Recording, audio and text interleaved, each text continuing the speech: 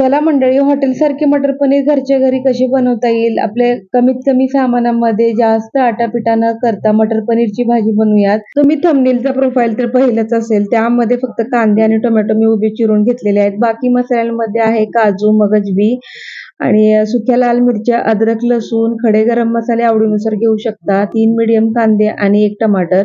यामध्ये 1 पळी तेल घालायचं आणि 5 ते 7 मिनिटं आपल्याला न करपता याला परतून घ्यायचे।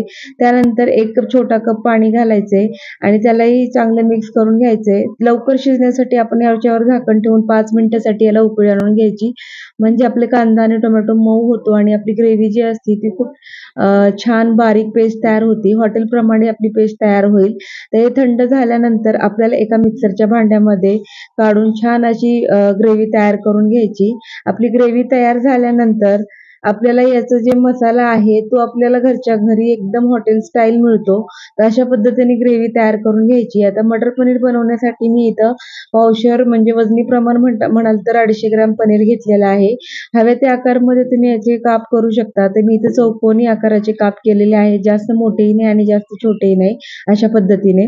त्यानंतर आपण तडका देण्यासाठी मी इथे कढई ठेवली, त्यामध्ये 2 पळ्या तेल घातलेलं आहे। तेल गरम झाले की अर्धा चमचा हळद घातलेली आहे, 1 मीडियम आकाराचा कांदा बारीक चिरलेला तो घातलेला आहे। आता कांद्याला आपल्याला सोनेरी रंगाचं होईपर्यंत परतून घ्यायचंय, म्हणजे अशा पद्धतीने।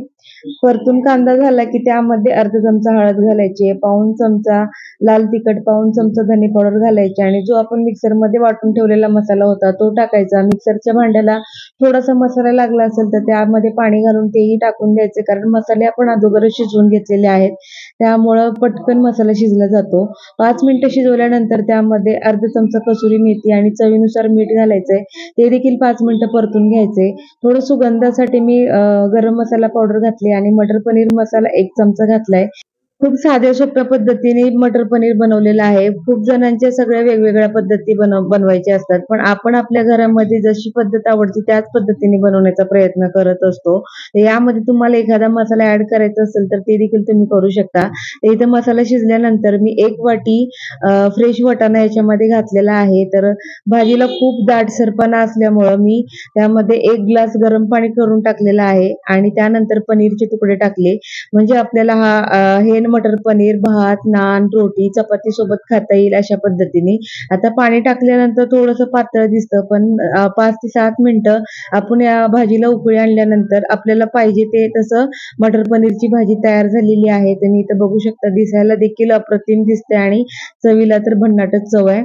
तर अशा पद्धतीने आपलं मटर पनीर झालंय। सगळ्यात शेवटी आपण हिरवी बारीक चिरलेली कोथिंबीर त्यामध्ये भुरभुरायची। तर अशा पद्धतीने आपली मटर पनीरची भाजी एकदम हॉटेल सारखी तयार झालेली आहे। चला, एकदम झटपट बनलेली मटर पनीरची भाजी ताटामध्ये सर्व करूया। त्यासाठी ताटामध्ये मटर पनीर घेतलं, भातासोबत सुद्धा मटर पनीर खाता येईल म्हणून पांढरा भात घेतलेला आहे। त्यामध्ये छोटीशी वाटी डाळ असल्यामुळं टाकण्यासाठी घेतलेली आहे, चपाती, थोडीशी डाळ पालक घेतलेली आणि स्वीट मध्ये मी गुलाबजाम घेतलेले आहेत।